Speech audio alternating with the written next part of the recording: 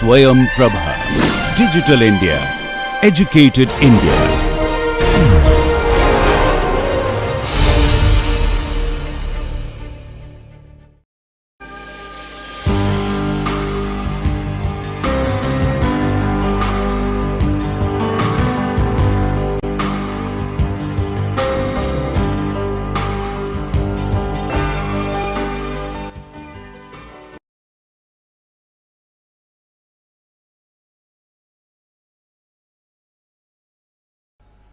Let us continue with our lecture on soil dynamics of module 4, that is on dynamic soil properties. So, a quick recap what we have studied in the previous lecture. We have seen the variation of damping ratio with different values of cyclic shear strain and for different plasticity index for fine grained soil, as mentioned by Vucetich and Dobry in 1991, and in that curve we mentioned that pi equals to 0 curve we should not use. Also, the empirical relation to compute the damping ratio of any fine grained soil as proposed by Ishibashi and Zhang in 1993 is given by this expression. It is a function of G by G max value, plasticity index value. Also, the effect of various environmental and loading conditions on the values of damping ratio for normally consolidated and moderately over consolidated soils we have seen, that is with increasing factors of these parameters how the damping ratio are changing. This was mentioned by Dobry and Vucetich in 1987. This was one of the most important chart which we have mentioned, that it shows us the ranges and applications of various dynamic laboratory tests which we should use, like resonant column test with solid specimen or hollow specimen, travel time method, dynamic or cyclic triaxial test, cyclic simple shear test, cyclic torsional shear test, based on the different values of their ranges of shear strain amplitude, and that decides us their areas of applicability, whether it is for nuclear explosive, it will be at high shear strain amplitude. If it is strong ground shaking earthquake, it is intermediate shear strain amplitude, and if it is for the case of machine foundation, it will be at very low shear strain amplitude. So, depending on that, what test should be useful for what kind of design, we have to find out from this chart. Also, we have gone through a cyclic plate load test. From cyclic plate load test, we can obtain the spring constant for the plate from the load versus settlement curve in cyclic fashion by computing the elastic component of the settlement. So, if we plot the load versus elastic settlement, then we will get a linear relationship, and the slope of that line will give us nothing but the dynamic spring modulus. For cohesive soil, the K of foundation we can compute by using this relationship once the K of plate is obtained, and for cohesionless soil also K of foundation can be obtained by using this expression. How to compute the shear modulus G? Barken has proposed this relationship where Cz is subgrade modulus, dynamic subgrade modulus for vertical vibration only, as I have already mentioned in the previous lecture. E is modulus of rigidity or modulus of elasticity, mu is Poisson's ratio, and A is area of the plate, and G and E are correlated between them with respect to mu like this. So, G can be expressed in terms of Cz by this expression. Now, let us start with our next subtopic, which is liquefaction.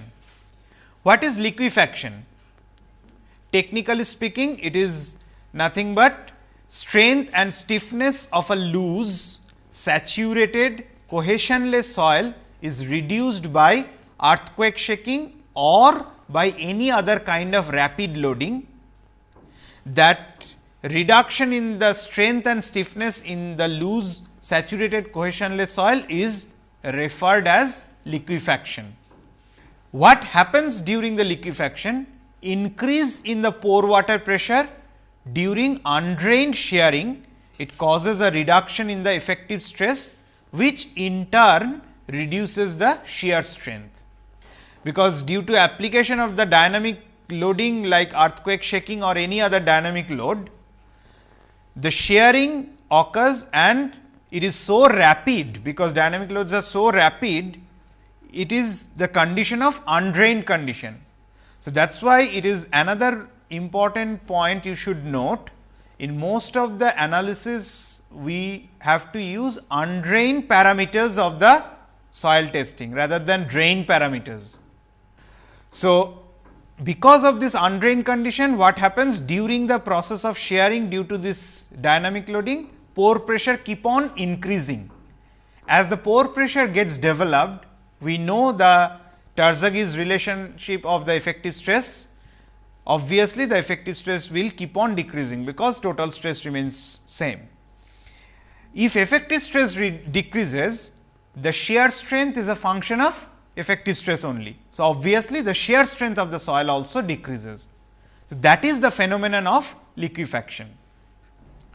Pore pressure is often released through sand or water boils.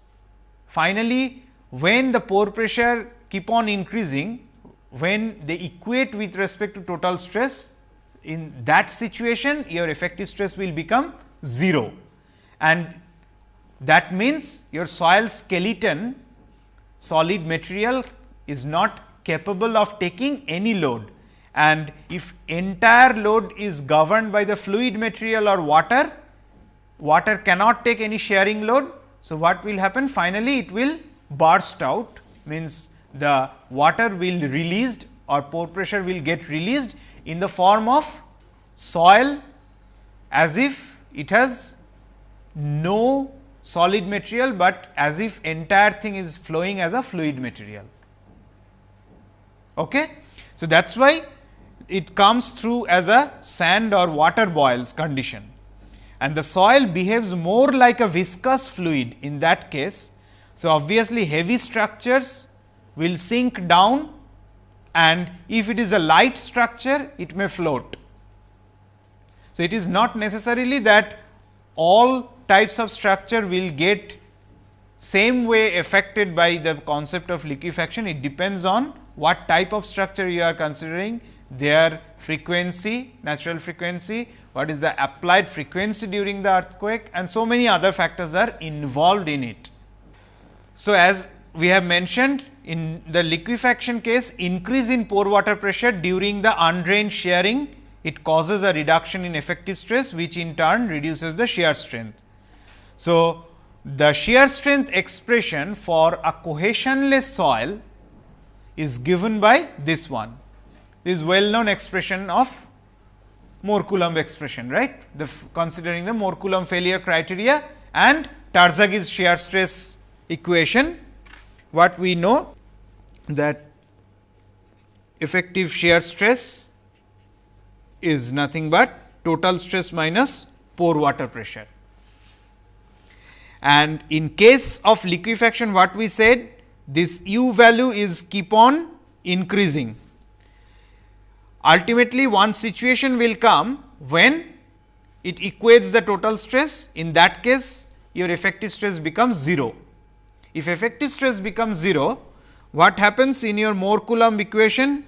Mohr-Coulomb failure equation is nothing but for a cohesionless soil is given by shear strength is effective stress times tan of phi. Phi is the friction angle of the soil. So, during the liquefaction process, we said this pore pressure increases, that is why this effective stress decreases. Effective stress decreases means the shear strength of the soil decreases. That is the phenomenon of liquefaction. And full liquefaction or complete liquefaction means it becomes 0. In that case, this effectively becomes 0. So, there is no shear strength available in the soil, and that is why it flows like a fluid, because fluid cannot take any shear. So, entire material flows as if it is a fluid material. So, this is about cohesionless soil. So, I would like to draw your attention once again these terminologies. It should be a loose sand, it should be saturated condition, so that water pressure is available fully, it should be cohesionless soil. If it is not so, why these three conditions are required? Let us look back here in this sheet. First of all, if it is not saturated, let us look at here.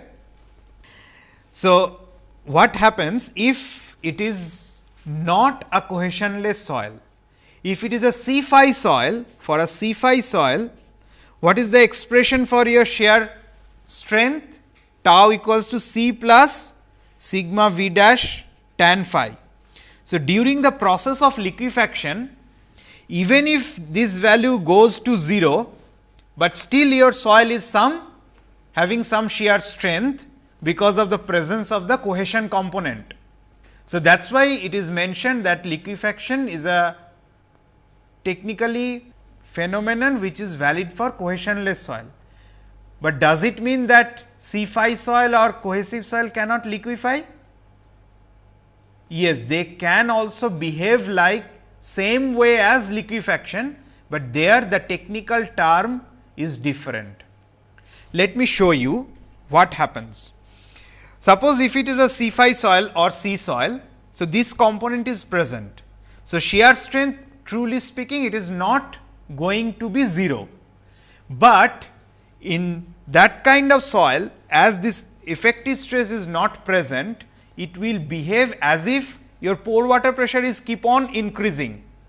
So, finally, your water will dominate in the soil media. It will be something like in a beaker or in a jar, you have full of water, inside that you have some clay material or C5 soil material. So, the behavior of it will be, though it is having a cohesion component, but it cannot take any load because it is dominated by the pore pressure or water generated inside it. So, it will be something like entire clay material is pumped out or burst out because pore pressure gets to be generated after a certain time. It keep on increasing and becoming huge. So, that phenomenon is commonly called as technically clay pumping or mud pumping. So, clay pumping and mud pumping is a similar phenomenon of liquefaction, but truly speaking, if we say technically liquefaction is for cohesionless type of soil or for clay soil or C5 soil, if we find similar kind of phenomenon where your soil is flowing like a fluid, we can term it as clay pumping or mud pumping also. But many a times we generalize and we mention that also as liquefaction. But you understood the basic concept of theory, that is how for a sandy material and how for a clay material and C5 material the concept changes, though the behavior or final output remains same. Now, thus let me concentrate on the another term which I have mentioned. For liquefaction we need a saturated condition. If the soil is not saturated, does it mean that it cannot be subjected to a liquefaction? Liquefaction means it is flowing like a fluid, that we have generalized. So, can a dry soil flow like a fluid? If we pose this question to you, let me explain here through this picture. Suppose you have taken a dry sand, let us say dry sand on top of a board or on top of a table, and you heave it up. So, it will remain stable up to a certain slope and up to a certain height based on its angle of repose. Just you put a paper or table on top of it, you keep on dumping the dry sand, it can stand freely up to a particular height. Fine, the slope angle will be its angle of repose. Now, what you do? You start shaking this one, you start shaking your table slowly. After certain time, if you do the shaking vigorously, what will happen to your soil? It will flow out, means it will move down, it will flow in the entire tray or entire plate or entire paper. Why it is happening? How does it happening? The phenomenon is known as shear fluidization. This is called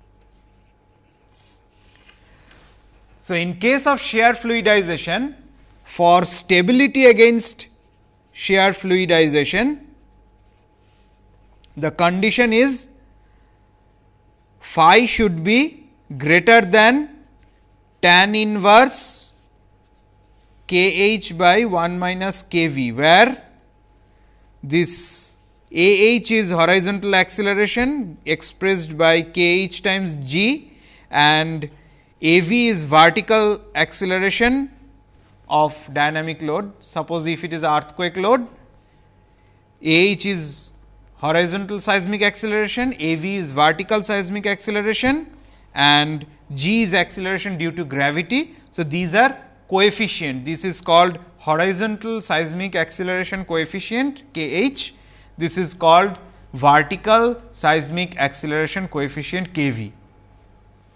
So, if your soil has to be stable under certain combinations of earthquake acceleration like this, the phi value of the soil must be greater than tan inverse of this. This is because so that no shear fluidization occurs in the sample. And if it is given in a sloping ground with an angle beta, in that case for stability the equation will change to, so let me draw it once again. If we have a sloping ground beta with respect to horizontal, for stability this should be the expression, the phi should be greater than beta plus tan inverse k h by 1 minus k v to avoid shear fluidization.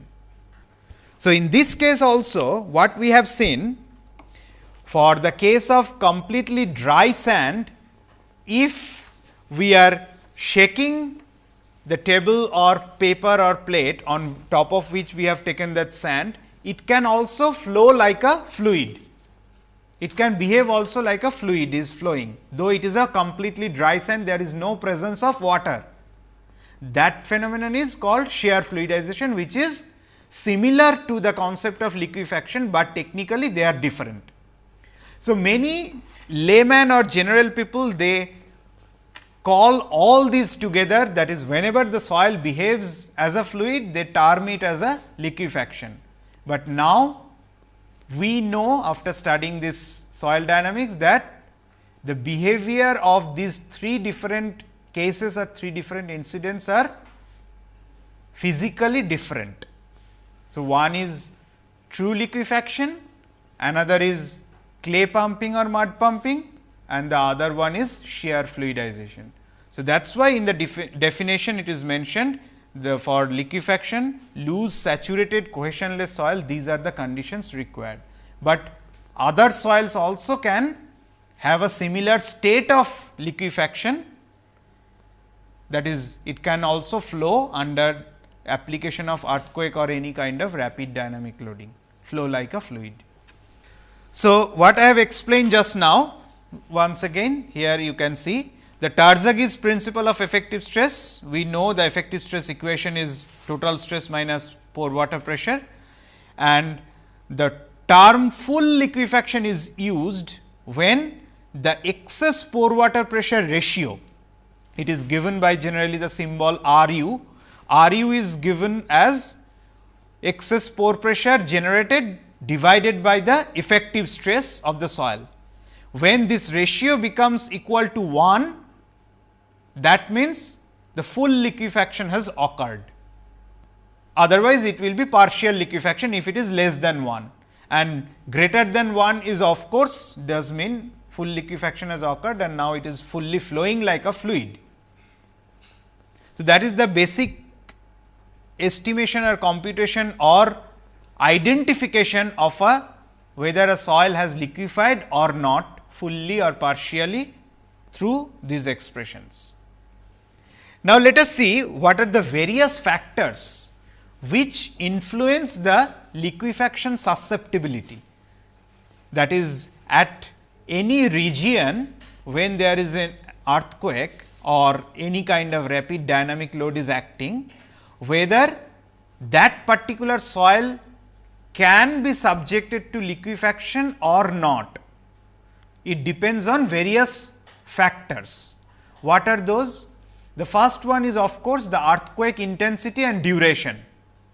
If we have higher magnitude of earthquake or higher intensity of earthquake, obviously, the chances of the soil getting liquefied will be more, and also the duration of earthquake, if it is more, then obviously chances are also more for liquefaction. Then second one is soil type. What type of soil we have? If it is a loose soil, then it is more susceptible for liquefaction than a dense material or dense soil. Then soil relative density. In soil type, we also can say whether it is a sandy pure cohesionless soil or it is a C5 soil. That is, if fines are present, it is helpful for us, because then we are getting some strength from the cohesion component also. So, that is why soil type plays an important factor for liquefaction analysis. Then soil relative density, as I have mentioned just now, whether the sand within sand, whether it is loose sand or medium sand or dense sand, depending on its relative density, the liquefaction susceptibility changes. For loose sand, it will be more susceptible to liquefaction. For dense sand, it will be less susceptible to liquefaction. Particle size distribution. If the particle size distribution is uniformly graded or poorly graded, in that case the chance of liquefaction is more than a well graded soil. So, well graded soil will have less susceptibility to liquefaction. Next one is presence or absence of plastic fine, which I have already mentioned within the soil type. If plastic fines are present, then it will help us to some extent reduce the liquefaction effect. So, chances of liquefaction susceptibility will be less for high plastic fines up to a certain level. It is not infinite, up to a certain level we can get this effect. So, presence or absence of plastic fines, by changing the amount of plastic fines, the susceptible to liquefaction can also change. The next one is groundwater table location or degree of saturation. If groundwater table at any particular area is pretty high, means very close to the ground, in that case you can expect it to be more susceptible to liquefaction than another area where groundwater table is much below the ground. Then hydraulic conductivity of the soil is also another important parameter or important factor which influence liquefaction. How? Suppose if the soil is having a very good hydraulic conductivity, or which is another terminology is used, permeability. So, if the soil is having good permeability or hydraulic conductivity, very high value, what does it mean? Generally the sandy material. Okay. So, in sand, if we get a high value of the permeability, it means it can release the generated pore water pressure during the shaking process, earthquake shaking process easily. So, having a high value of permeability means less susceptible to liquefaction. Okay? Whereas low permeability means it is more susceptible, because it is not getting sufficient scope to release its water. The next one is the placement condition or depositional environment. That is how we place the soil, whether we have compacted it or not, whether it is loosely filled up or not. So, based on those aspects, the liquefaction susceptibility will change. That means, if we have a compacted soil, obviously it will have less susceptible to liquefaction, whereas if it is a loose or filled up material, then it will be more susceptible to liquefaction. Coming to next factor is aging and cementation. If the soil geologic age is very high, or cementation of the soil is bonding is there, then it will be less susceptible to liquefaction, because strength of the soil is of course pretty high compared to less geologically young soil, and uncemented soil will have less strength. Next factor is overburden pressure. If we can provide to a liquefied strata very high value of overburden pressure, what will happen? It will not get a chance to release the pore water pressure and to get a chance to be fully liquefied. So, having a high overburden pressure is a good thing for having a less susceptibility for liquefaction, whereas less overburden pressure means it can create a high liquefaction susceptibility. That is why you will see most of the earthquake liquefaction occurs very close to the ground surface, not at very long depth.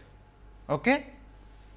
Next factor is structural load. So, this is also the same way it can be mentioned like overburden pressure.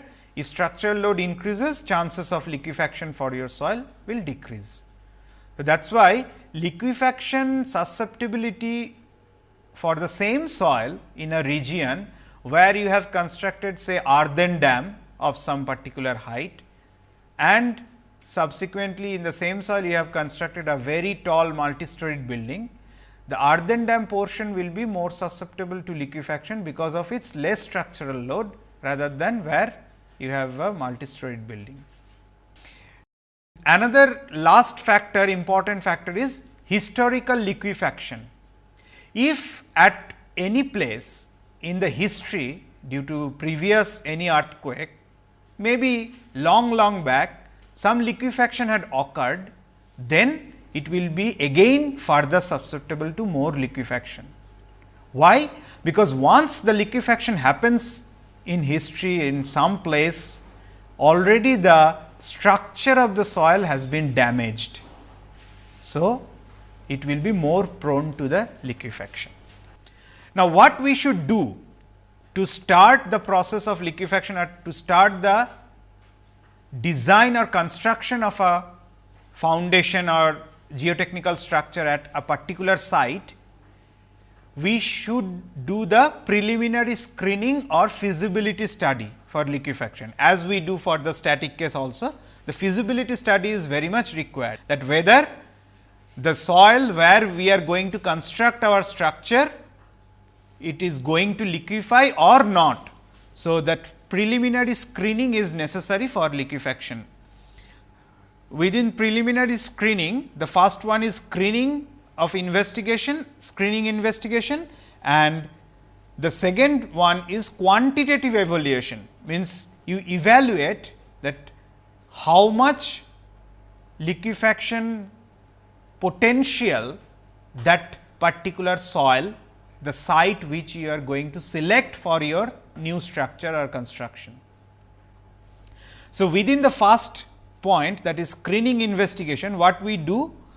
We generally review the relevant topography and geology of the soil, soil engineering maps and reports we collect from the history or whatever database is available, then aerial photographs, groundwater contour map, that is how in different season in that site the groundwater changes, water well logs, agricultural soil survey map, history of earlier liquefaction in that area, and other relevant published or unpublished sources. Whatever information we can get about that particular site, we try to collect all those things.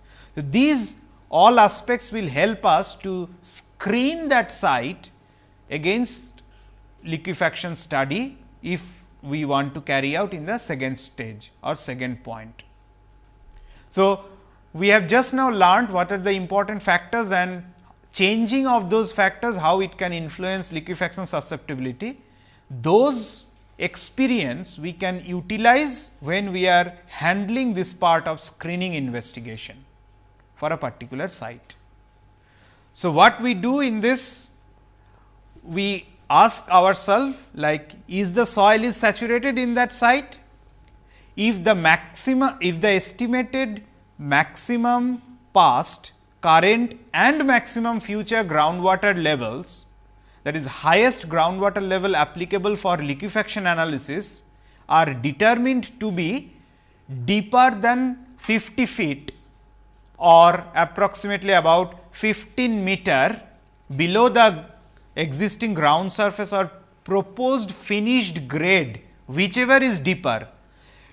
Whichever is deeper means below the proposed finished grade, suppose your foundation, say pile or any other raft, footing, anything is ending at a depth of say 6 meter below the ground surface or 10 meters below the ground surface.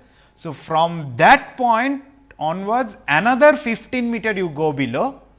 So, within that, if there is no estimated changes from the water table contour map, groundwater table contour map, then what we can suggest that liquefaction assessments are not required.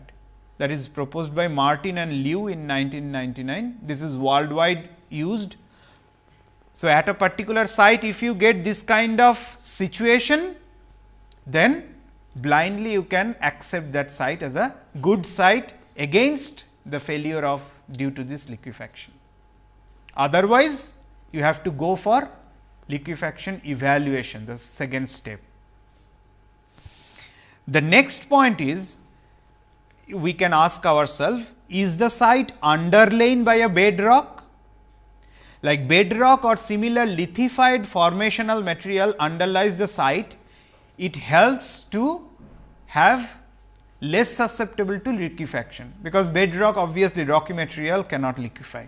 We have seen the condition, cohesionless soil material only liquefies. So, if we have a underlain bedrock, chances of liquefactions will be very minimum. So, that will be again another good site for selection for your new construction. Next question we can ask ourselves, is the corrected SPT N160 value, standard penetration test corrected value N160, is it greater than 30 blows per feet in all the samples for a sufficient number of tests? That is, in the particular site, say you have conducted n numbers of SPT test and the observed value you need to correct it for several correction factors, which we will discuss soon. You know that what are the SPT correction factors. So, after correcting all those, the corrected value if you get as N160, if this corrected value is greater than 30, then what inference we can draw? If it is so, in that case liquefaction tests are not required or liquefaction evaluation are not required. We can recommend that it is a good site. Similarly, if the corrected cone penetration test CPT tip resistance value QC1N, QC is raw data which you record from CPT test and QC1N is corrected CPT value after doing all the corrections, which we will see soon in the next lecture, is greater than or equal to 160 in all soundings in sandy materials, then also liquefaction assessment is not required. Okay. And this 160 is in FPS unit, remember this is in FPS unit. And another question we can ask, is site underlain by clay material? if the soil throughout the site clearly classifies as per the Chinese criteria, Andrews and Martin criteria and Seed et al. Criteria, then additional quantitative liquefaction assessments are not required, if it is underlain by clay material, if it follows this Chinese criteria or Seed et al. 2003 criteria.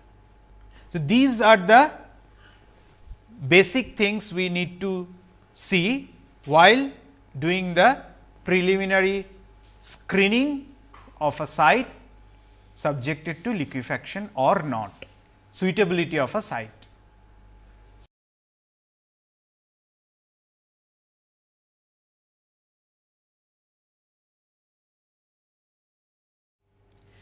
Now, let us come to the quantitative assessment of the liquefaction, that is second stage of or more correct way technically to compute the liquefaction potential of a site for selection of the site for new construction or something like that. So, simplified procedure for computation of liquefaction, most basic procedure is this simplified procedure. It is used in all engineering practices for assessment of liquefaction potential. What is liquefaction potential? That is how much your soil is going to be susceptible for liquefaction. That is how much potential it has to get liquefied when an earthquake or a rapid dynamic loading is acting on the soil. So, liquefaction is the simplified procedure, and that simplified procedure, this nomenclature was originally proposed by Seed and Idris in 1971. So, that was the pioneering work or the first work of the available in the literature to compute the liquefaction potential of any soil using the simplified procedure as was proposed by Seed and Idris in 1971. In this connection, I can mention Professor Idris is currently an emeritus professor at University of California, Davis. This was his PhD work. He was the student and he was the professor under whom he did the PhD, Professor Harry Bolton Seed, HB Seed. He was the professor at University of California, Berkeley. He has expired long back. Currently, his son, his name is Ray Seed. He is also a professor at University of California, Berkeley. So, this seed refers to the older seed, they called old seed. So, Seed and Idris in 1971, they proposed this basic method of computation of liquefaction potential, and subsequently it has been updated by several researchers and it has been refined. You can see these are the references like Ud and Idris. Ud did again his work under the supervision of Professor Idris in 1997. Ud and Idris, all these are ASCE paper, that is American Society of Civil Engineers journal paper. Then Ud et al. 2001 and Seed et al. 2003. This third paper, Seed, is the younger Seed, that is the son of the older Seed. This is Professor Ray Seed. Now, he also must be about age of 50 years or so, and Professor Idris is now about 75 years or so. So, in among all these papers, this is considered as a kind of state of the art kind of paper, Ud et al. 2001. So, you please note down this paper in 2001 in Journal of Geotechnical and Geoenvironmental Engineering of ASCE, American Society of Civil Engineers. This paper was published, Ud et al. This was co-authored by several numbers of researchers, about 20 co-authors or so. It is not a kind of original paper, it is a kind of assembling all the research outputs done till date, that is till 2001 by several researchers in the field of liquefaction. So, that is why, as I have mentioned, it is a state of art kind of paper, which gives till date the final or the actual guideline how to compute the liquefaction potential of any type of soil using the SPT test results or CPT test results or SASW test results. So, in this paper you will find several other researchers' work has been incorporated and mentioned, and this paper was the outcome of an workshop. They have conducted at California one workshop to discuss about the standardization of the method to compute the liquefaction potential of soil. So, that is why all the stalwarts, those who did research in the area of computation of liquefaction, they all sat together and they decided, okay, these are the final proposition till date, which can be followed by any designers or practitioners worldwide, irrespective of place, to compute the liquefaction potential of any soil. So, that is why worldwide this method is commonly used nowadays, U et al. 2001.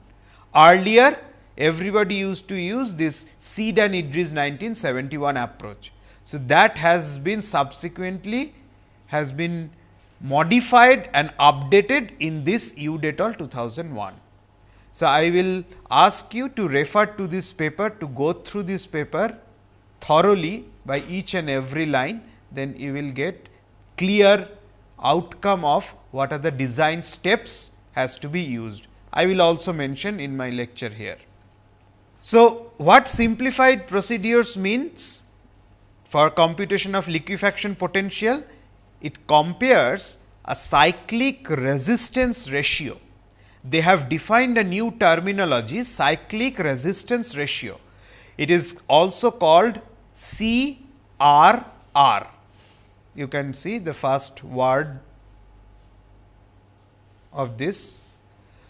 So, CRR means cyclic resistance ratio with the earthquake induced cyclic stress ratio at a given depth of specified design earthquake. So, the second one is CSR. So, CRR and CSR are compared for a particular earthquake at a given depth, and their ratio will give the factor of safety against liquefaction. Now, what is CRR? Cyclic resistance ratio of the soil layer.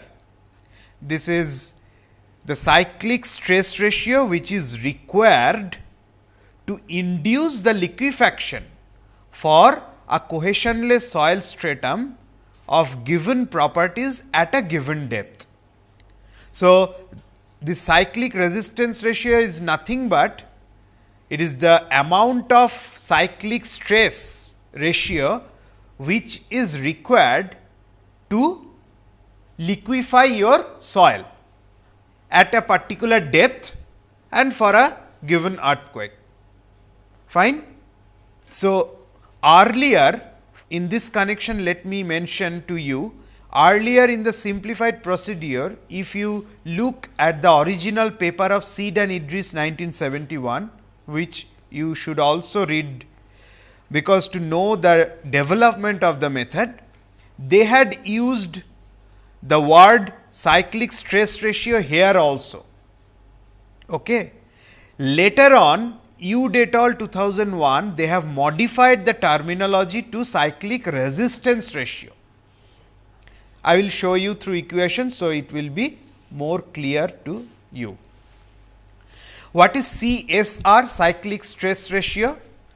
This is nothing but the seismic demand of a soil layer based on a peak ground surface acceleration, and it is associated with a moment magnitude. So, finally, how the liquefaction potential is calculated? It calculated in terms of a factor of safety. So, it allows a factor of safety against liquefaction, say FSI, to be calculated for a soil stratum at a given depth. Remember this point. This factor of safety against liquefaction is calculated at a given depth. So, with respect to depth, this will keep on changing. So, at one particular depth, we will get one particular value of the factor of safety against liquefaction. And how that factor of safety against liquefaction is computed mathematically? This is the expression CRR, cyclic resistance ratio, suffix 7.5 divided by CSR, that is cyclic stress ratio. What is this 7.5 indicates? This 7.5 means the CRR, that is cyclic resistance ratio of the soil, is calculated for earthquake of a moment magnitude of 7.5. So, earthquake, they have several scale. What I am telling here, it is for MW of 7.5. MW is called moment magnitude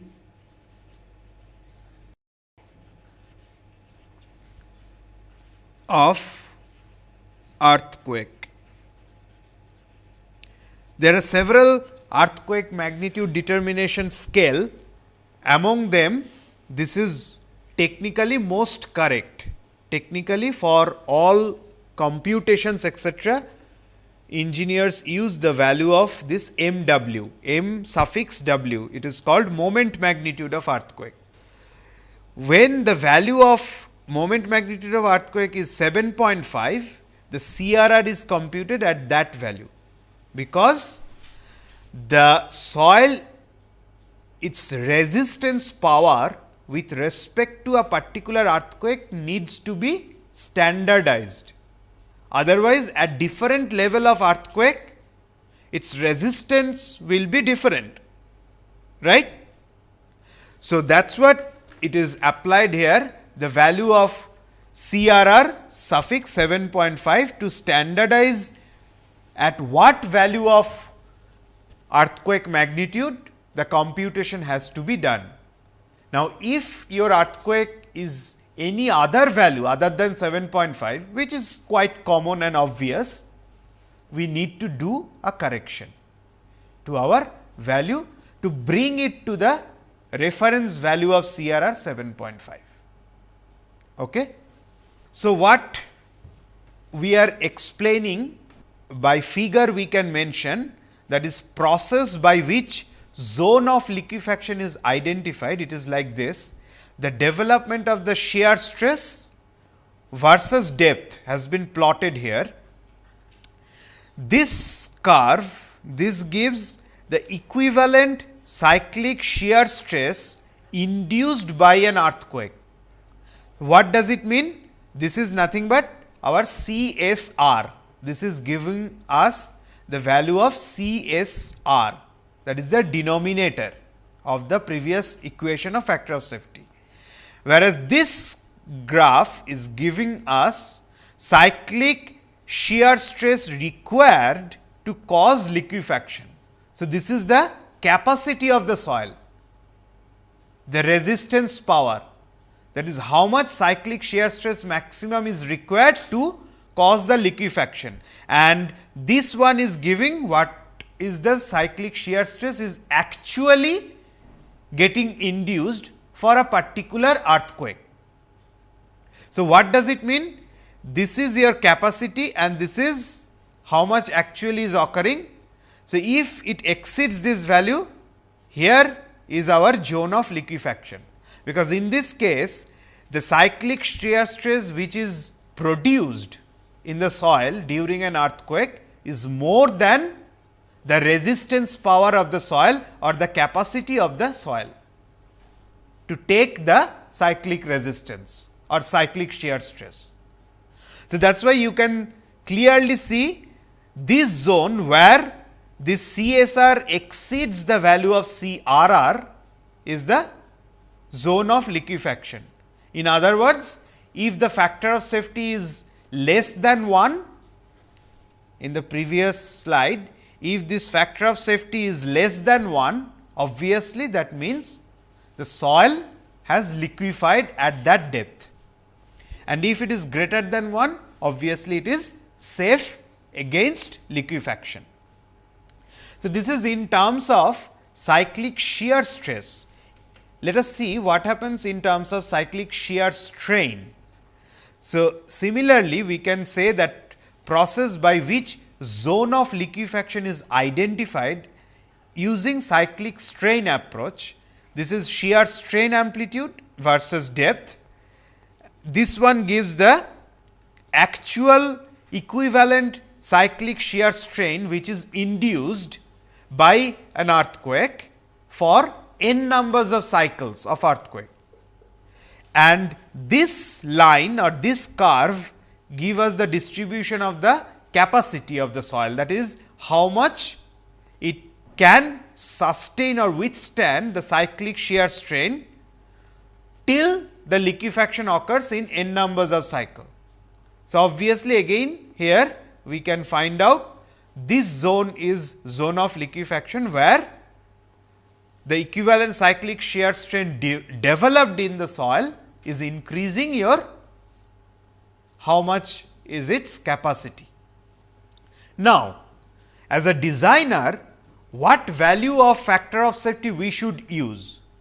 For all geotechnical design problems, we know though the factor of safety 1 is showing us the condition of just limiting condition of equilibrium, that is the limiting stage of failure, but for design we do not use the factor of safety equals to 1, we use little higher value.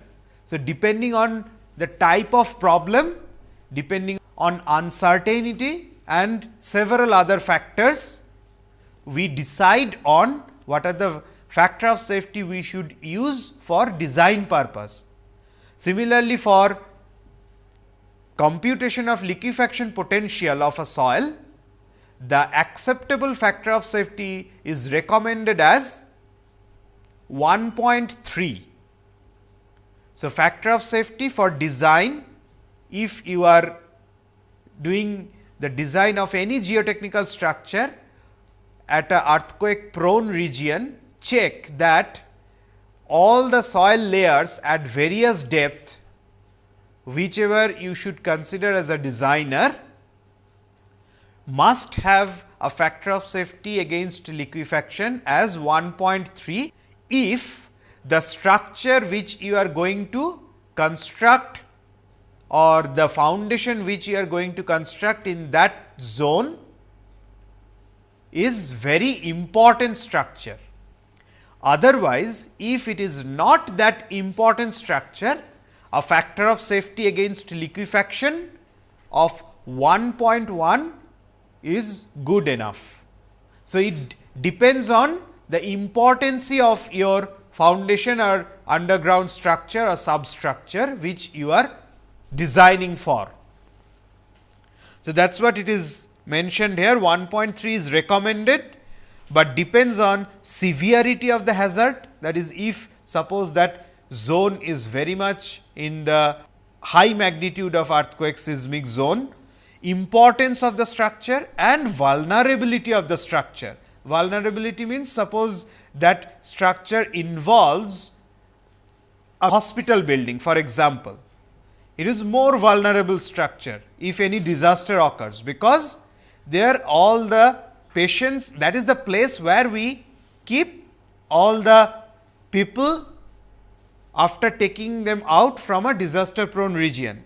So, if that hospital building itself is situating in the disaster prone region, we have to check its vulnerability etc., and depending on that a higher value of factor of safety should be used for design. Then the tolerable settlements of the building or the foundation or level of risk, how much risk level is associated. Suppose in a building where school building where small kids are there. So, obviously, level of risk is much more than a conventional house, where all aged people can stay.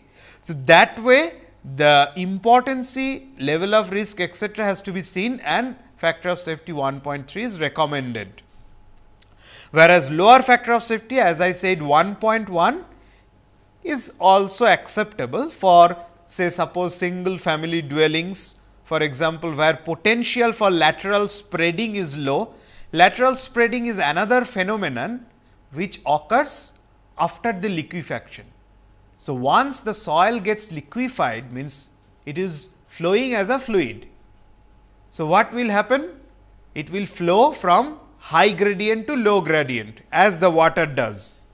So, the same way the soil, that muddy soil or muddy water or muddy fluid will also spread laterally. That is why the terminology used is lateral spreading. So, lateral spreading is the after effect of liquefaction, and we have procedure also to compute how much lateral spreading, up to what extent or up to what distance it will affect. All these things are available, but I am keeping that beyond the scope of this course, because that we cover in another course of earthquake geotechnical engineering. Then the differential settlement is low, and hazard related to the differential settlement, if it is low, in those cases we can apply the lower factor of safety of 1.1. So, these are the two recommended values of factor of safety for any design in an earthquake prone region to check about liquefaction potential. So, with this we will complete today's lecture. We will continue our lecture in the next class.